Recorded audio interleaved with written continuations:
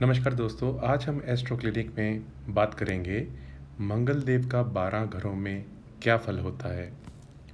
दोस्तों, ये आप सामने जो देख रहे हैं, जो मैंने ब्लैक कलर में लिखा हुआ है, ये सब घरों के मालिक हैं।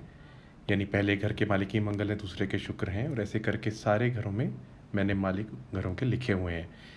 ये घर कालपुरुष की कुंडली के हिसाब से लिखे हुए हैं, यानी पहले घर में पहली ही राशि आती है। और मंगल देव क्या रिजल्ट देंगे 12 घरों में, ये हम जानेंगे।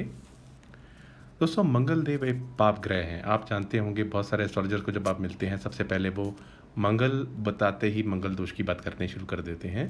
मंगल दोष बनता है जब मंगल पहले घर में हो, चौथे में हो, सातवें में हो, आठवें में हो और 12वें में हो।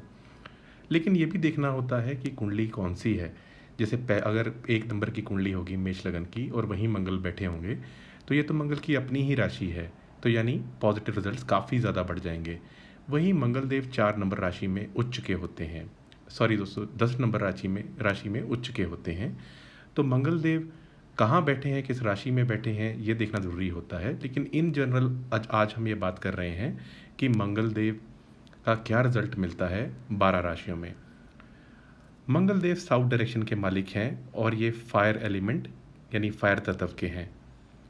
धैर्य, पराक्रम या साहस, छोटे भाई के कारक, शत्रु, अभिमान, विजय, क्रोध, बाहुबल या जो भी शस्त्र होते हैं, वेपन्स, नेतृत्व करने की क्षमता या ऑपरेशंस, वहीं कृषि से रिलेटेड भी उत्साह, और वहीं दंड नीति या गंभीर स्वतंत्र विचार वाले होना, और वहीं ये भूमि पुत्र भी होते हैं, यानी ज़मीन जायदाद के बारे में भी अगर विचार करना हो तो मंगल देव को ही देखा जाता है। दोस्तों, अब आ जाते हैं कि इनका रिजल्ट क्या मिलता है, किस घर में ये बैठे हों। पहले घर के मंगल इंसान को क्रोधी बनाते हैं, भावना शून्य होता है, यानी वो इंसान के अंदर इमोशनल एलिमेंट थोड़ा कम होता है। ऐसे लोग महत्वाकांक्षी बहुत होते हैं, साहसी भी होते हैं, झगड़ालू किस्म के भी होते हैं, थोड़ा कामी भी होते हैं, लेकिन हार्ड वर्किंग होते हैं। इनकी बॉडी काफ़ी स्ट्रांग होती है। इस घर से हम सिर को भी देखते हैं या मुख को भी देखते हैं, शरीर को। तो यहाँ पे मंगल का होना कहीं ना कहीं चोट का निशान सिर पे, चेहरे पे या शरीर पे हो सकता है। अदरवाइज ऐसे लोग सुंदर होते हैं, उनकी लाइफ भी लंबी होती है। ये लोग सेना में, पुलिस में, या अगर डॉक्टर हों तो सर्जन बनने में, या जियोलॉजिस्ट, साइंटिस्ट, ये संबंधित कार्यों में काफ़ी सफल होते हैं। दोस्तों, मंगल की 3 दृष्टियाँ होती हैं, चौथी, 7वीं और 8वीं। चौथी दृष्टि यहाँ बैठे हुए मंगल के लिए, माता के लिए कष्टकारक होती है, और वहीं 7वीं दृष्टि स्पाउस से थोड़ा अनबन कराने का काम करती है, जैसे मैंने बताया मंगल दोष की वजह से। और वहीं ऐसा इंसान देश की सेवा करने में या मातृभक्त भी होता है। और वहीं 8वीं दृष्टि 8वें घर पे होने से पेट संबंधित बीमारियां भी हो सकती हैं। दोस्तों, अब आ जाते हैं सेकंड हाउस में। कालपुरुष की कुंडली में ये घर शुक्रदेव का होता है। यहाँ पे मंगल बैठे हुए इंसान को उग्र बनाते हैं, उग्र स्वभाव का, और कभी कभार ऐसा इंसान उल्टी सीधी बातें या गाली गलौज भी कर सकता है, क्योंकि ये घर वाणी का भी होता है। साउथ इंडियन एस्ट्रोलॉजी में यहाँ बैठे मंगल को भी मंगल दोष की संज्ञा दी गई है, लेकिन नॉर्थ इंडियन एस्ट्रोलॉजी में ऐसा नहीं है। ऐसे इंसान में थोड़ी बुद्धि को कम यूज़ करना, और धन का या धन ना होना या धन खर्च कर देना, ऐसी चीज़ें देखी जाती हैं, यानी फिजूल खर्चे वगैरह कर सकता है इंसान। धार्मिक भी थोड़ी दिक्कत होता है, यानी धर्म में भी थोड़ी रुचि कम होती है। वहीं तर्क वितर्क करने की शक्ति अच्छी होती है, लेन देन में काफ़ी सफल होता है। अब यहाँ दृष्टि की बात करते हैं। चौथी दृष्टि संतान भाव पे होने की वजह से संतान की चिंता लगी रहती है। 7वीं दृष्टि 8वें घर पे होने से इंसान पेट की बीमारी या ऐसी प्रॉब्लम हो सकती है, यानी इस टाइप के दुख मिल सकते हैं। और 8वीं दृष्टि भाग्य के घर पे होने से भाग्य की प्रगति होती है। अब आ जाते हैं मंगल देव की तीसरे घर में प्लेसमेंट के लिए। तीसरा घर साहस पराक्रम का होता है। मंगल वैसे भी साहस पराक्रम के कारक हैं। यहाँ बैठे मंगल इंसान को साहसी बनाते हैं और सर्वगुण संपन्न भी बनाते हैं, यानी बलवान होगा, शूरवीर होगा, खाना वगैरह भी ज़्यादा खाने की उसकी इच्छा रहेगी।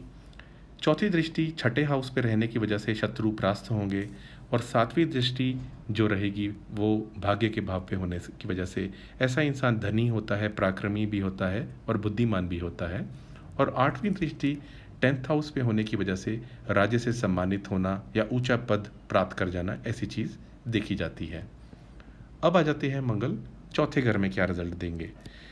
चौथे घर में जो मंगल होता है, ये घर होता है सुख का। तो यहाँ ऐसे इंसान का हृदय कठोर होगा, यानी कई लोगों को हम बोलते हैं ना कि स्टोन हार्टेड है, तो मंगल चौथे घर में होने से ऐसा इंसान थोड़ा सा कठोर हृदय का होगा। वो सुखी तो होगा क्योंकि भूमि का ये घर है, लेकिन उसके अंदर अभिमान भी होगा और फॉरेन सेटलमेंट भी करा सकता है। पिता से वैचारिक मतभेद रहेंगे, लेकिन ऐसा इंसान इंजीनियरिंग में या टेक्निकल जो क्षेत्र होते हैं उसमें जा सकते हैं। वहीं चौथी दृष्टि स्पाउस के घर पे होने से पत्नी से या पति से अनबन हो सकता है। सातवीं दृष्टि आएगी नौकरी के भाव पे, तो राज्य से सम्मानित या मेहनती हो सकता है।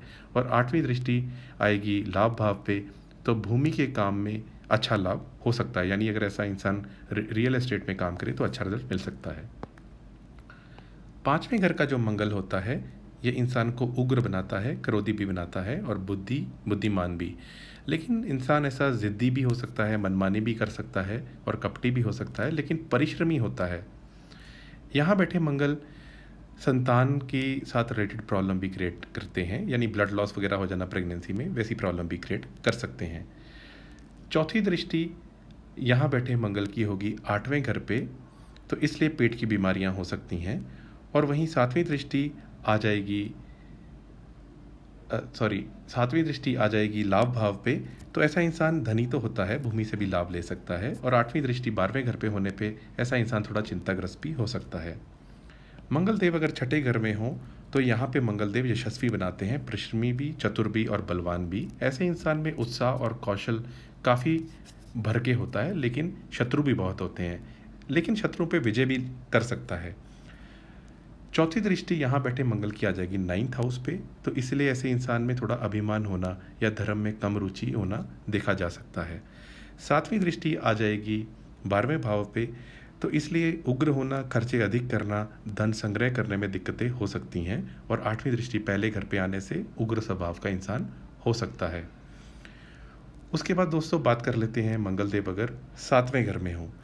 ऐसे घर में मंगल बैठे हुए इंसान को साहसी और पराक्रमी बनाते हैं, क्योंकि नेचुरल सी बात है, उनकी जो 7वीं दृष्टि है पहले घर पे आएगी, तो ऐसे इंसान में साहस और परिक्रम तो होगा ही। वहीं वाणी कठोर होती है, क्रोधी या गुस्से में बेकाबू भी हो सकता है, बुद्धिमान तो होता है और प्रभावशाली भी होता है। चौथी दृष्टि आ जाएगी 10th हाउस में, तो राज्य से सम्मानित होना। और सातवीं दृष्टि पहले घर पे आने से उग्र होना। और आठवीं दृष्टि 2nd हाउस पे होने से फैमिली में प्रॉपर्टी डिस्प्यूट या फैमिली में मतभेद हो सकते हैं। आठवें घर के मंगल की बात करते हैं। ऐसा मंगल मानसिक रूप से अस्थिर बनाता है, डिसीजन भी डिले करता है, यानी हानि हो जाती है, कई बार डिसीजन लेने में बहुत हानि हो जाती है। चौथी दृष्टि 11th हाउस पे होने से भूमि संबंधित कार्यों में लाभ होता है। और वहीं सातवीं दृष्टि आ जाती है सातवीं दृष्टि आ जाती है 2nd हाउस पे, तो इसलिए धन में कमी होना या फैमिली लाइफ अच्छी नहीं होना ऐसी देखी जाती है।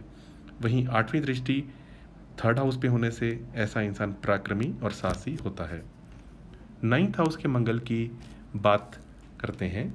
9th हाउस का मालिक इंसान को यशस्वी, अभिमानी, तेजस्वी और उत्साही बनाता है, धार्मिक भी बनाता है। और ऐसा इंसान मल्टीटास्किंग यानी एक से अधिक कार्य करने में निपुण होता है और इंडिपेंडेंट विचारों का होता है, लेकिन कठोर स्वभाव का भी होता है। विदेश जाने के योग भी यहाँ बैठा मंगल बनाता है। चौथी दृष्टि 12वें भाव पे होने से उग्र स्वभाव होना, ज़्यादा खर्चे करना हो सकता है। और वहीं सातवीं दृष्टि 3rd हाउस पे होने से पराक्रमी होना, भाग्यवान होना, भाइयों के सुख में थोड़ी कमी देखी जा सकती है।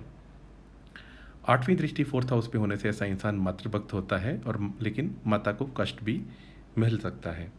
अब आ जाते हैं 10th हाउस में। 10th हाउस का मंगल इंसान को चपल स्वभाव का बनाता है, महत्वाकांक्षी, बलवान, धनवान, सुखी, यशस्वी, साहसी और स्वाभिमानी।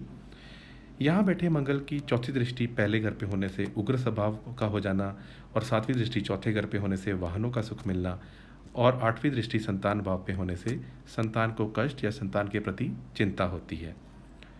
दोस्तों 11th हाउस का मंगल इंसान को सुशील, सज्जन, प्रभावी, आत्मविश्वास से भरा हुआ, साहसी, न्यायवान और ईमानदार बनाता है, क्योंकि ये घर ही लाभ का है या हर प्लेनेट अच्छा ही रिजल्ट देता है। चौथी दृष्टि आ जाएगी सेकंड हाउस पे, तो फैमिली में धन की कमी देखी जा सकती है। और सातवीं दृष्टि संतान भाव पे आने से संतान को कष्ट होना, एजुकेशन में दिक्कतें आना या संतान बीमार रहे, ऐसा हो सकता है। और आठवीं दृष्टि छठे हाउस पे होने से शत्रु से विजय प्राप्त होती है। अब आ जाते हैं मंगल देव के 12th हाउस के प्रभाव पे। ऐसा इंसान थोड़ा झगड़ालू होता है, ज़िद्दी नेचर का होता है, क्रोधी भी हो सकता है, चंचल भी, और अगर प्रशंसा ना मिले तो उस पर नाराज़ भी हो सकता है। चौथी दृष्टि पराक्रम भाव पे आने से ऐसा इंसान पराक्रमी होगा, भाग्यवान होगा, भाइयों का सुख नहीं मिलता, लेकिन विदेश में अच्छा कार्य कर सकता है। सातवीं दृष्टि 6th हाउस पे आने से पराक्रमी होगा, भाग्यवान भी। सातवीं दृष्टि 6th हाउस पे आने से शत्रु से कष्ट हो सकता है, धर्म में भी रुचि कम रह सकती है, और आंखों की भी दिक्कत दे सकता है, और खर्चों में भी अधिकता बढ़ाता है। आठवीं दृष्टि स्पाउस के घर पे आने से स्पाउस से अनबन भी रह सकती है। दोस्तों, मंगल देव के 12 घरों में आपने रिजल्ट जाना। अगर आपकी विशेष परिस्थिति है तो आप दिए गए नंबर पर संपर्क कर सकते हैं। मंगल देव के बारे में शादी के टाइम पे ज़रूर विचार किया जाता है, तो इसलिए ये बहुत इम्पॉर्टेंट बन जाता है। अगर आपको वीडियो अच्छा लगा तो इसको लाइक कर दीजिए, और आप चैनल पे नए हैं तो आप सब्सक्राइब कर सकते हैं। आज के लिए इतना ही। आपका बहुत बहुत आभार।